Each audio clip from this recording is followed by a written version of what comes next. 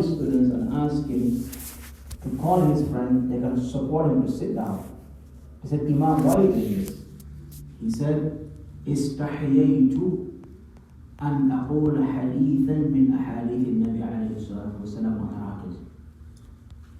He said, I am shy to say a hadith among the ahadith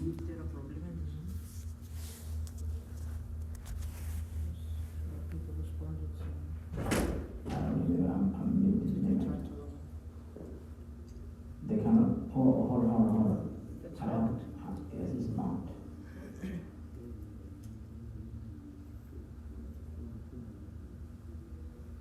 Yeah, it was not. Okay, there you go. Yes. Okay, so just remember that the Prophet ﷺ, he said that Imam Malik rahimahullah, he said he's shy of narrating or saying the hadith of the Prophet ﷺ while laying down, even though he was in so much pain, but he took the pain to give respect to the hadith of the Prophet ﷺ. فهكذا كان. And the Sahaba رضوان الله عليهم, when the Prophet ﷺ was talking, they said, كأن الطيور فوقنا. It's as if those wild birds that can attack you are above us. Everybody will be quiet because they know whatever he said is a deen. Allah subhanahu wa ta'ala said, وَمَا يَنْطِقُ عَنِ الْهَوَىٰ إِنْ هُوَ إِلَّا وَحْيٌ يُوحَىٰ. He doesn't say anything based on his desires, sallallahu alaihi wasallam. Whatever he said, that is something that Allah subhanahu wa ta'ala asked him to say, sallallahu alaihi wasallam. Then learning the hadith of the Prophet alayhi wasallam, and I can distribute these papers, maybe, and a lot of them,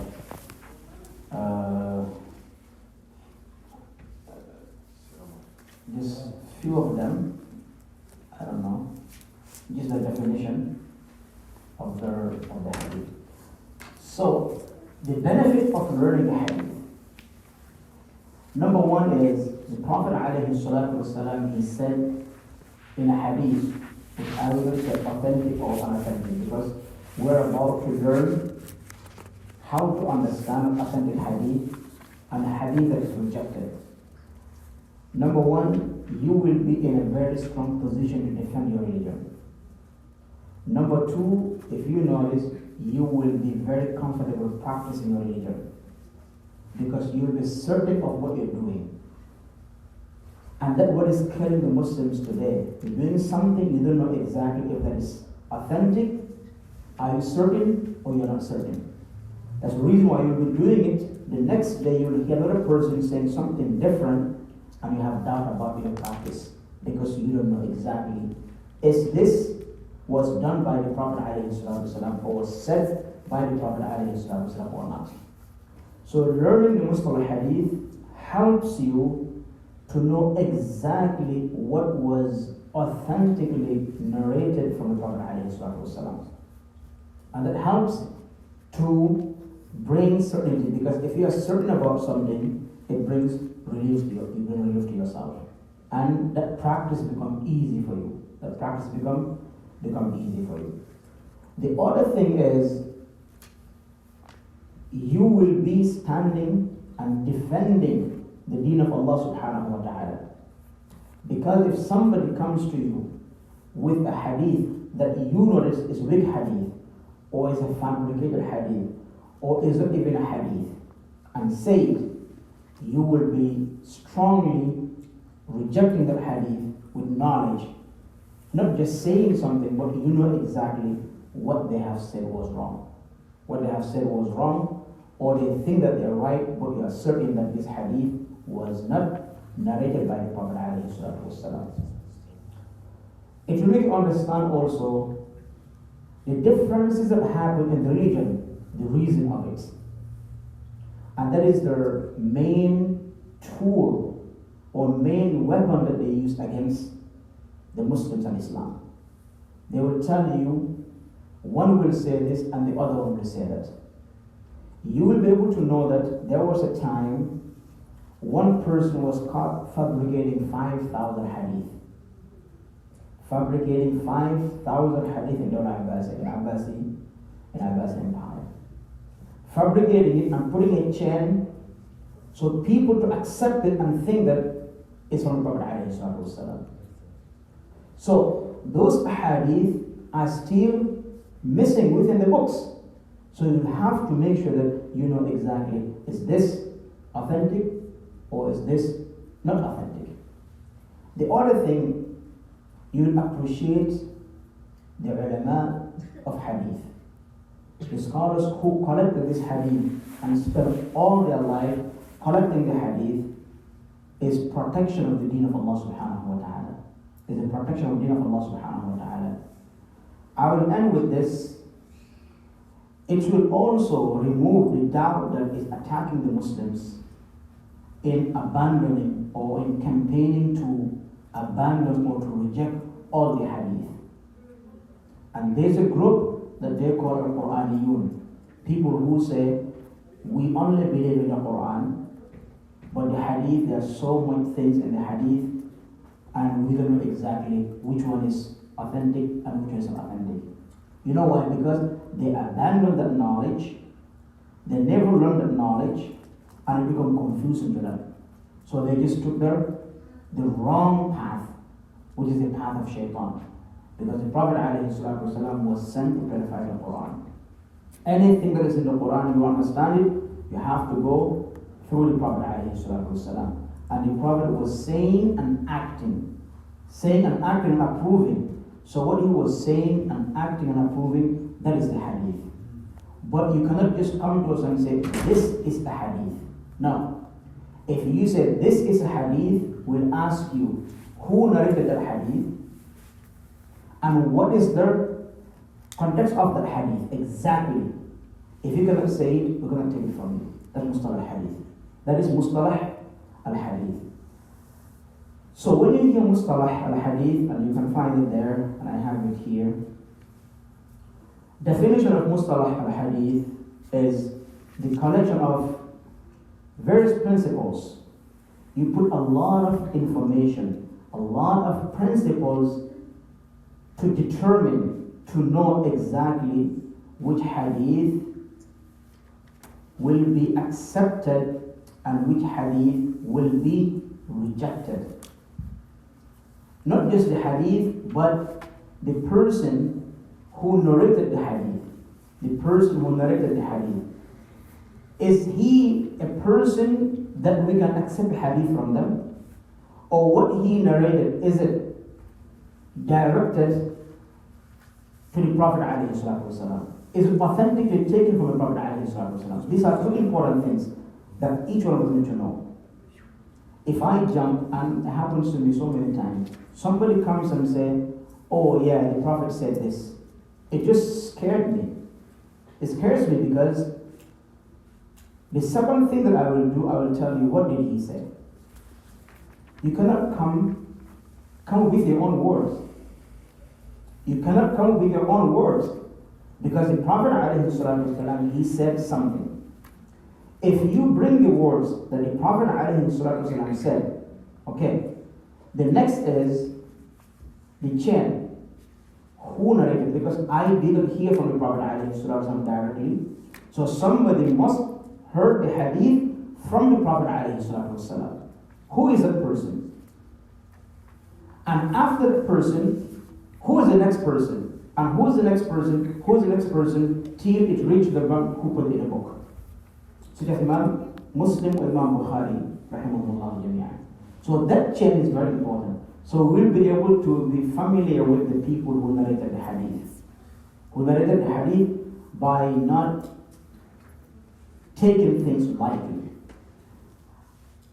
The other thing that you will be classified, maybe, after learning this, you will be classified as a strict person.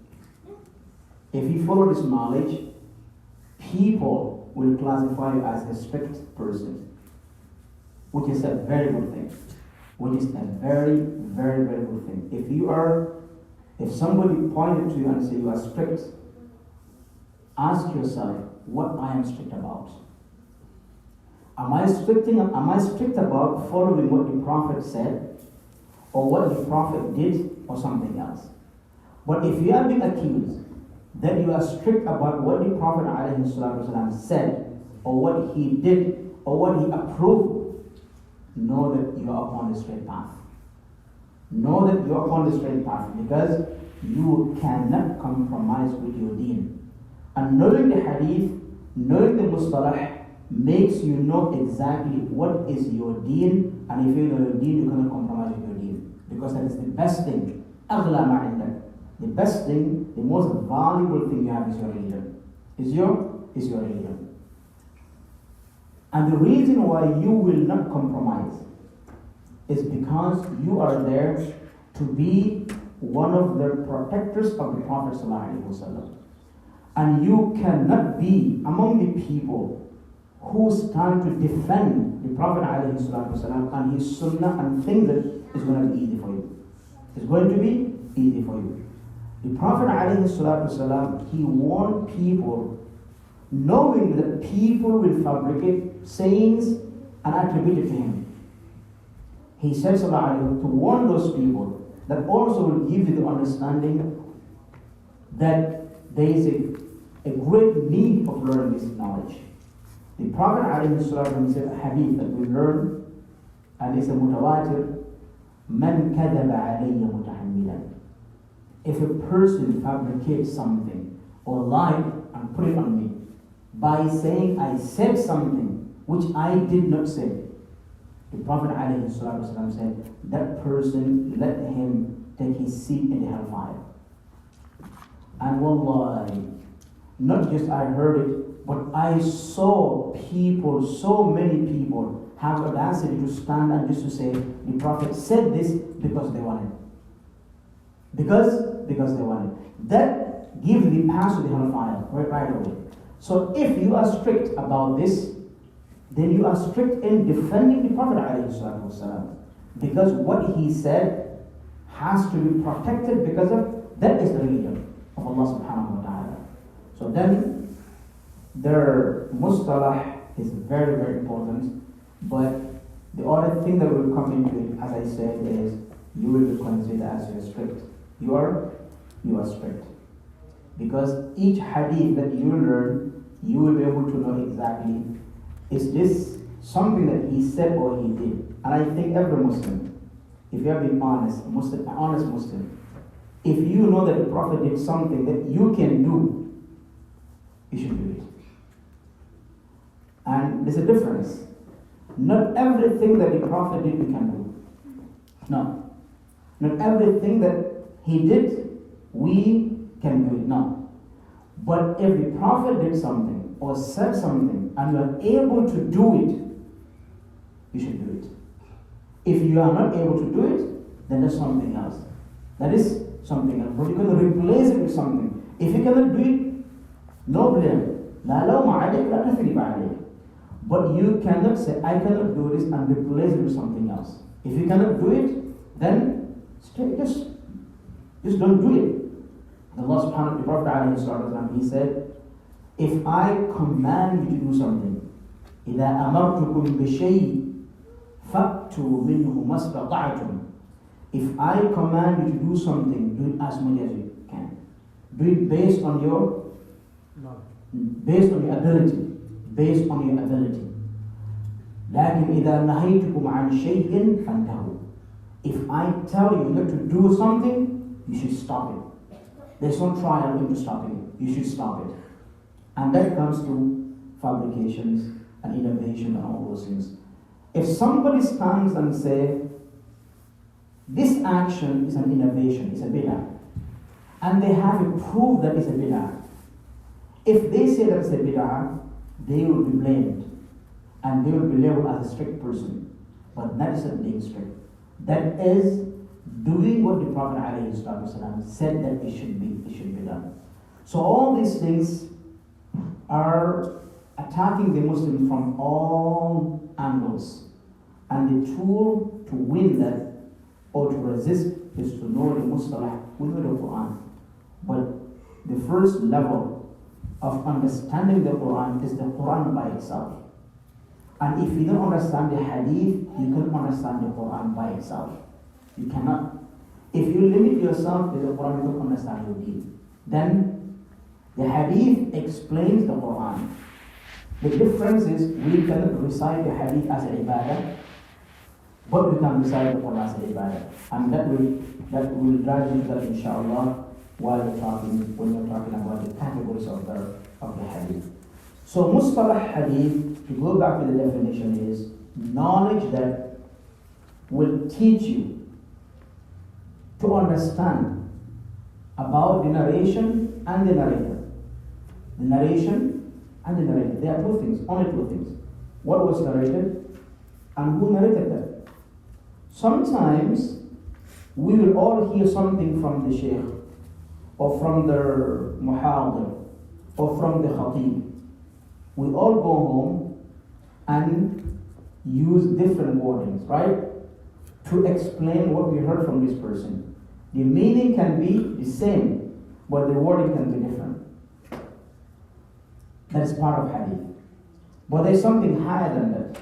We all hear the same thing from this person, and we all quote, whatever they call quoting, right?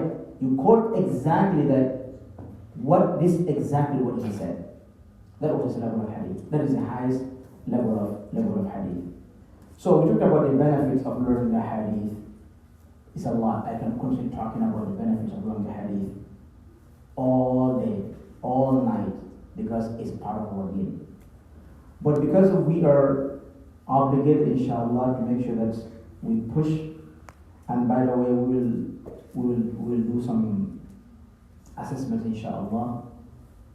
And if I see that we have the understanding, I will issue certificates, for the people who will be in this course, inshallah ta'ala. But that has to be based on standards. It's not this, you participated and I'll give you. No, I am saying that you are certified to teach this part of knowledge, this part of knowledge, and you understood this part of knowledge. So it's very important for anyone who wants to have that to make sure that, inshallah, they are with us and you ask questions. You ask questions. So then let's go to the types of narrations. Okay?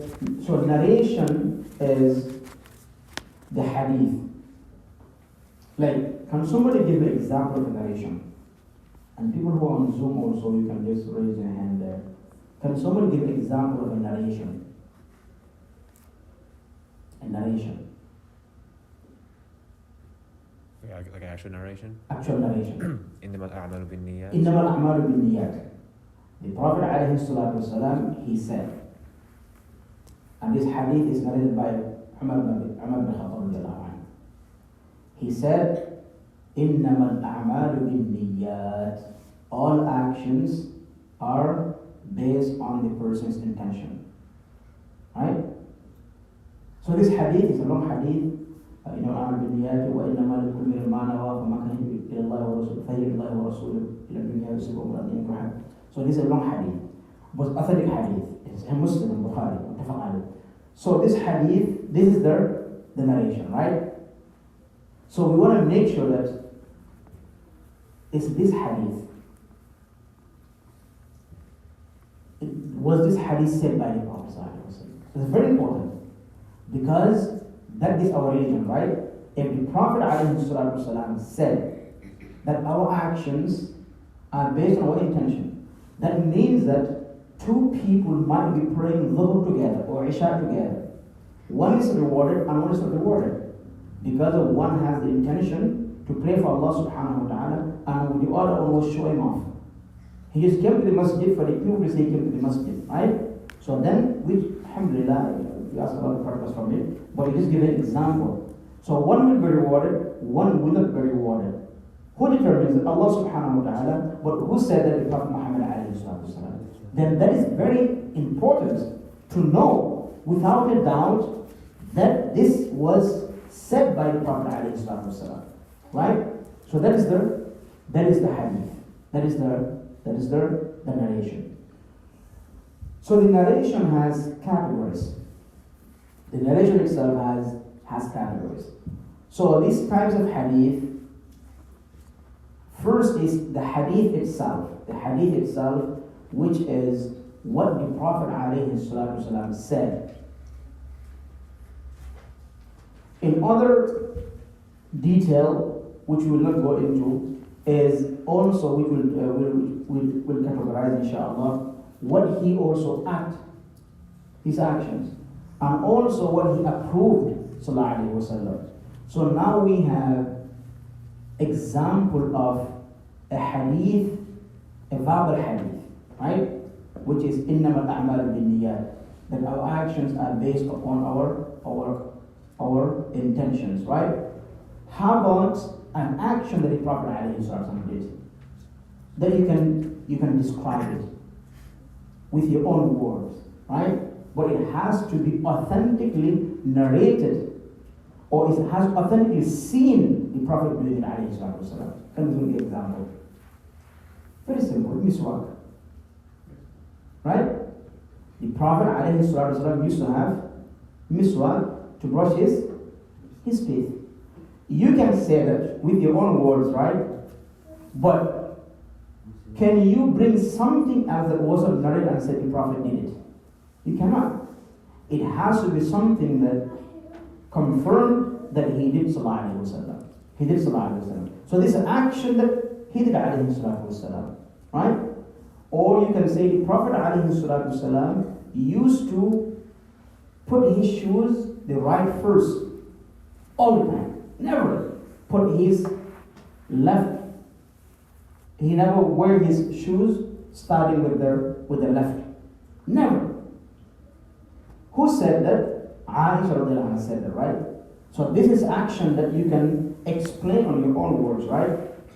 But then the action has to be confirmed that the Prophet ﷺ did it. Right? Now, how about the approval? What he approved.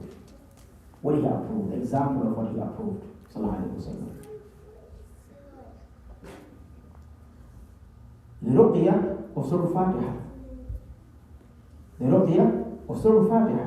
The Sahaba, they were traveling, and then they recited the Quran on a person, Fatiha, and that person was cured by Allah subhanahu wa ta'ala through Surah Fatiha. The Sahaba, they never heard the Prophet ﷺ saying that Fatiha is a mean of seeking cure. They never heard of it. But they thought that it's okay, which we are not in a position of doing. We cannot say it might be okay, no, it has to be okay, or it's wrong. But the Sahaba, when they did it, they have somebody that they can go back to authenticate if this is wrong or if it is right. So when they came back to the Prophet ﷺ, they told the Prophet ﷺ the story. The Prophet asked them, he said, what makes you know that Fatiha is a ruqya? Fatiha is a ruqya. So from this, he's confirming that Fatiha is a ruqya. It's something you can recite on a sick person, and Allah subhanahu wa ta'ala can cure that person through that. So this is a confirmation. So we have an example of al-Hadith, and we have an example of action hadith, and also what he approved. Another one which will be the way that the Prophet was, the way his appearance. If somebody comes and tells us the Prophet was so tall, where did you get it from? The Prophet was so short, where did you get it from? He was big, where did you get it from? So all these things you cannot say it without having a narration, because you did not see him. We did not see him, right? So then the narration will come and tell us the Prophet ﷺ was not very tall and he was in the middle. Who said that? People who captured him with their eyes, right? They lived with him and they described even his beard. They described everything about him, and those descriptions also has to be authenticated. So this was his appearance. The Prophet ﷺ used to have imamah. He used to have a turban on his head. Sallallahu Alaihi Wasallam. He never went out without having it on his head, Sallallahu Alaihi Wasallam. Except in very, specific occasions. Like in the Hajj. At some point, you are in the ihram, you cannot cover your head from it, right? So in these occasions, the Prophet ﷺ never, uncovered his head, right?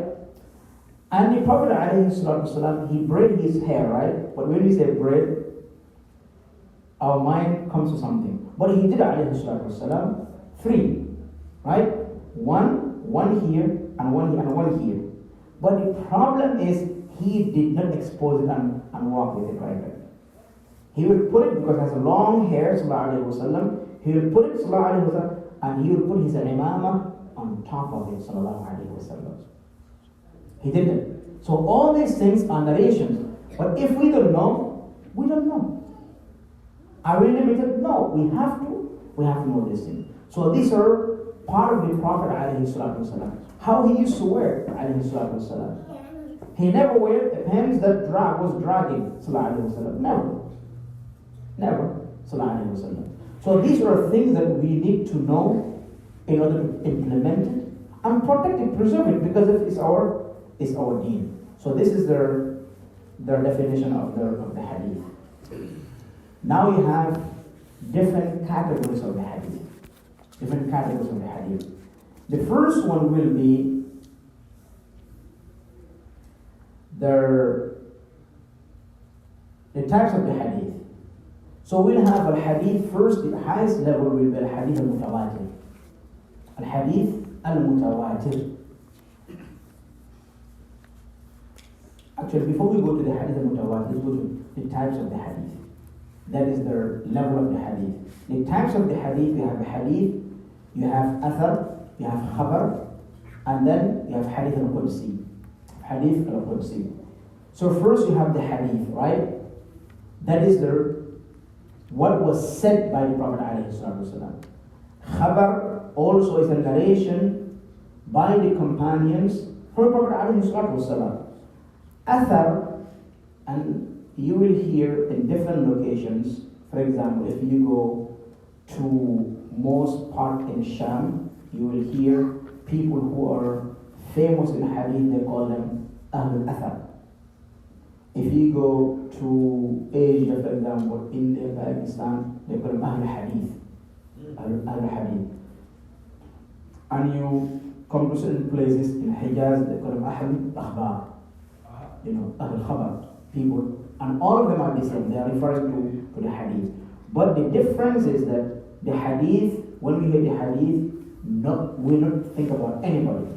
It was said by the Prophet ﷺ. But the khabar is an information, it's like describing the Prophet ﷺ. It's a khabar, it's an information that the Sahaba took and gave it to us because they know exactly what they were delivering to us, right? And then you have athar. Athar is limited to the Sahaba.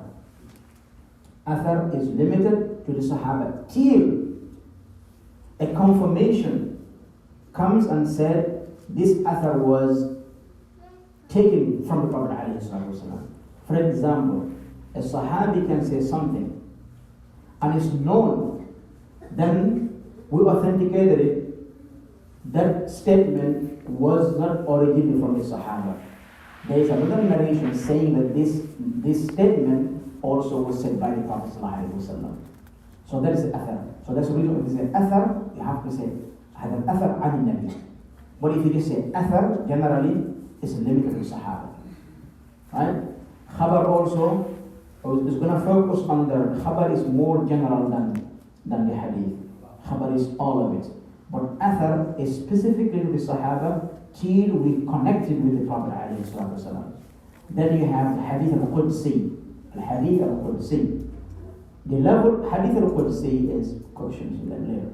Hadith al-Qudsi is between Quran and regular hadith.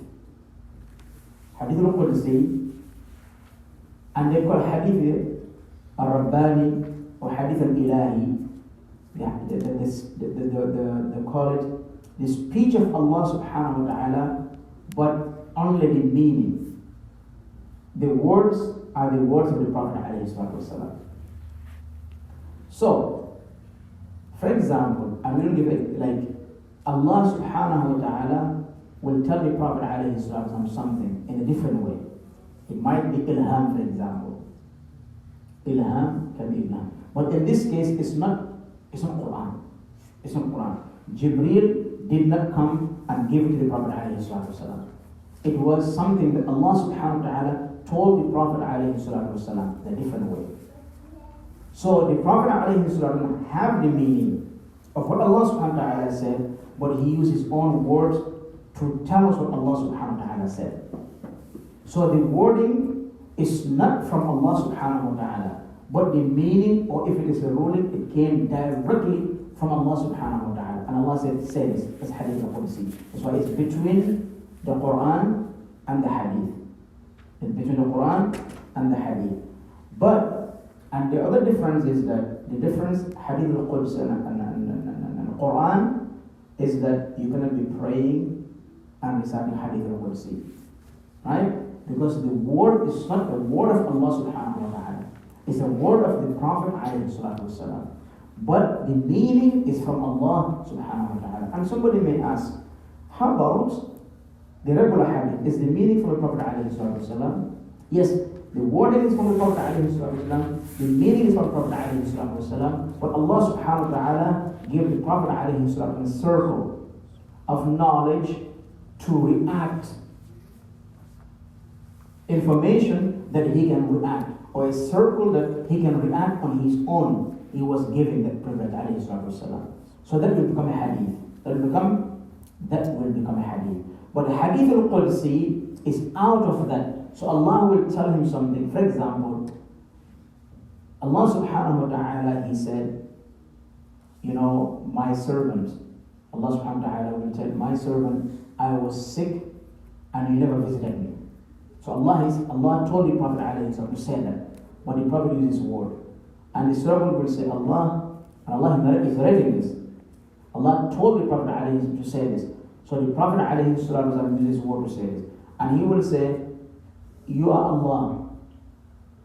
How would I visit you? Allah subhanahu wa ta'ala will say, the Prophet said, Allah said that you had a neighbor, or my servant was sick, and you know them, and you never visited them. You know them, you never visited them. This hadith al-Qudsi. Al-Hadith al-Qudsi.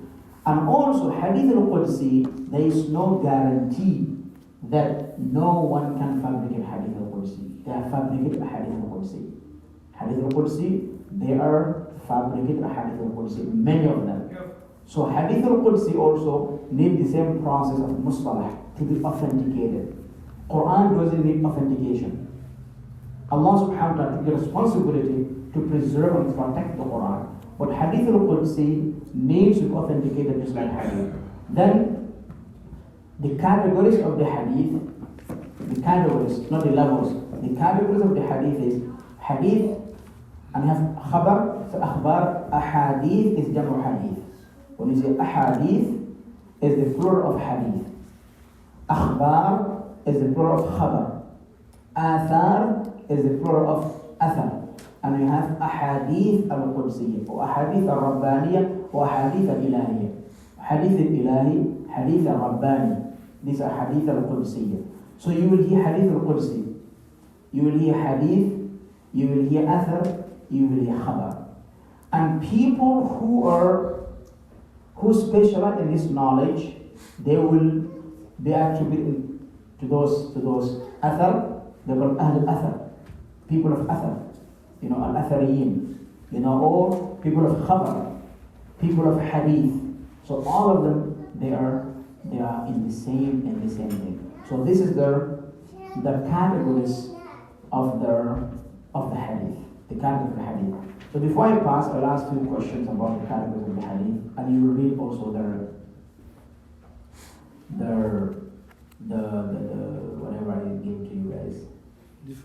Definition. So, do you understand what hadith means?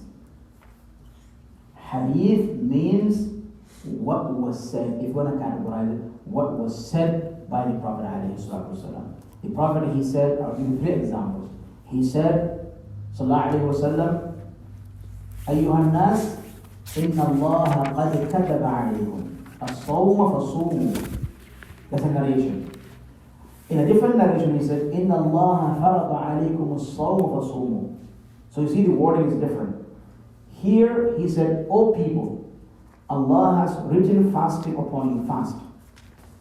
Another narration, he said, Allah has prescribed fast upon you, fast. So that is something that was said by the Prophet ﷺ.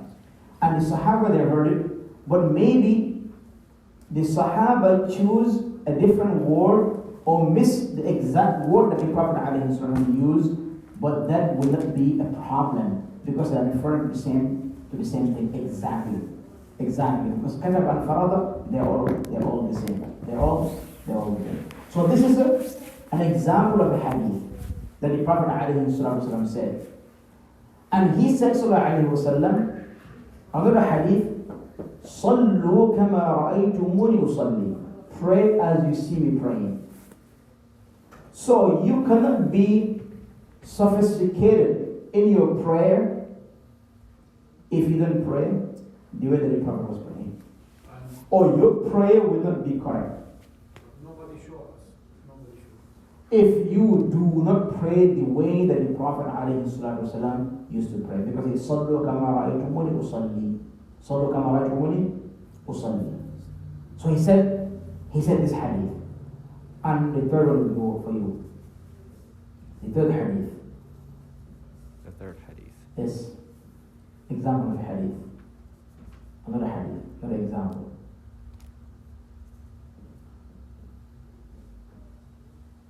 Another example of hadith. Something confirmed by the Prophet. Oh yeah, and when we start right now, you cannot tell me I think. No. You have to memorize the hadith, you say. If you memorize hadith, you keep quiet. Yes, it has to be like that.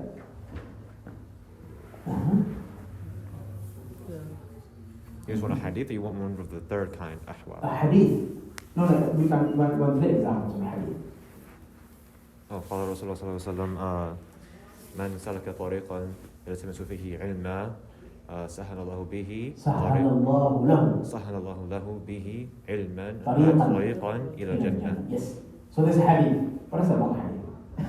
I'll give a different one. This is a long hadith, a good hadith. The Prophet ﷺ, he said, Man salaka tariqan. Whoever took a path يلتمس فيه علما, seeking in that path knowledge. Whenever you take the initiative to seek knowledge, سهل الله له به طريقا إلى الجنة. Allah subhanahu wa ta'ala will make your path to Jannah easy. So you stand to seek the knowledge. Maybe it was difficult for you to go to Jannah before you take the initiative to seek the knowledge.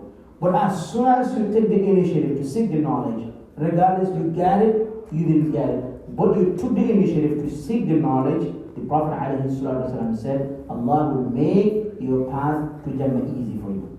That's it. Then, an easy path to Jannah is seeking knowledge. Seeking knowledge. Is it being a scholar or having knowledge? No. It's seeking it. Because not everybody who seeks knowledge will have it. But seeking it is the easiest way to go to Jannah. So sitting the way you sit and seeking knowledge, Allah subhanahu wa ta'ala will take the path, will make the path for you to Jannah. Easy. Very, very, very easy. That's a good thing. I'll give another example, which is very common. Prophet alayhi salam said in Sahih Muslim, he said, Ar-Rashi. And I will give it Rashi, wal-Murdashi, fi nari Jahannam. Ar-Rashi is the briber. Somebody who bribes, right? This is a very common thing. That's it about it. Bribe of what? Bribe, the Prophet ﷺ said, the one who's bribing and the one who's being bribed, they both are in hellfire. Right? So this is a hadith, authentic hadith. So these are, like, for example, if you want to come to bribe somebody, you know the hadith, you will think twice. If you have the choice, you don't bribe them, right? You will not, you don't bribe them. But if you don't know, somebody may tell you, brother, this is very bad. But it's not the same as if you know that the Prophet told you that it's really bad. It's not the same. If Mustalah comes to me and says, Sheikh, bribing is really bad, I say, yeah, I know it's bad. But I will take it more serious if Mustalah tells me, Sheikh, bribing is terrible. Because the Prophet ﷺ said in an authentic hadith that you can find in Muslim, that the one who bribes and the one who received the bribery, they are both in hellfire. Right? So that is something that you will not have doubt of what you're saying, right? And the person that you are reminding, that will have impact. Even if they do it, they will take the initiative, inshallah, to stop it. They may not stop it at that moment, but wallahi, they may stop it in the future. But if you just tell them, oh, this is really bad, I think it's really, really bad, and they tell you, what are you talking about? And you have no proof, you are not helping them. But if you bring them a hadith, they will go back and they will check, and they will be guided because of your statement. So bribery, okay, good. So bribery is you want something from The teacher. From teacher. yeah. So bribery is very complicated and common to the point that so. If you give cookies to teacher to get good grades. Yes, you give the cookies to the teacher to get a good grade. That's really bribing the teacher. But it's not bad to give the teacher a cookie. But if your intention is, I am going to give the teacher every day a cookie, so actually, You can release the cookies. actually, that can be considered bribe, but not also. With the intention. Probably. So let's say you come to me and you said, Sheikh, I want you to let everybody to leave the masjid except me. I want to play around with my sisters. I don't want any kid to be here except me. I said, no, that's against the rule of the masjid. Or equal to the masjid. I cannot just leave you alone here. And then you say, I will ask my dad to give you $1,000. Right? And the Sheikh loves $1,000. If you give me less than that, I will take it. So then you give the Sheikh $1,000. And the Sheikh intentionally went and blocked the masjid. That's bribery. You bribe the Sheikh. Yeah. That is bribery. You understand it now? Good. That's bribery. That's really, really bad. To force somebody to do something that they are not allowed to do with money, with benefit. With benefit. They are not allowed to do it with benefit. So that is bribery. So the actions, let's move on, inshallah. So then we go to and I will just finish this. I will summarize and go back. So then we know the categories of the hadith, the categories. Now let's go to the level of the hadith. And we only do one level of hadith today, which is al-mutawatir. Al-mutawatir. Hadith al-mutawatir is in there. You will read it. I'll send it to people. Al-hadith al-mutawatir is a hadith that more than one Sahaba, like at least minimum of 4 Sahaba narrated. Minimum of 4 Sahaba narrated. I can be 80 Sahaba or 60 Sahaba or 70, but more than, like minimum of 4 Sahaba narrated a hadith. And it's impossible for them to agree to lie. It's impossible for them to agree and lie. Yes. So we'll come to the category of al-tawatur. So now a hadith that was narrated by many Sahaba and all Sahaba, is impossible for them to agree and hide the truth. That is mutawatir. That is mutawatir. And a simple example. we all come here and we listen to the khutbah. And the Sheikh said, Ramadan, we're going to have fundraiser, for example. And then we all live, and we all said, the Sheikh said, Ramadan, we're going to have fundraiser. We all went home and said the same thing. That becomes mutawatir. No one, if somebody comes and say, oh no, the Sheikh did not say that.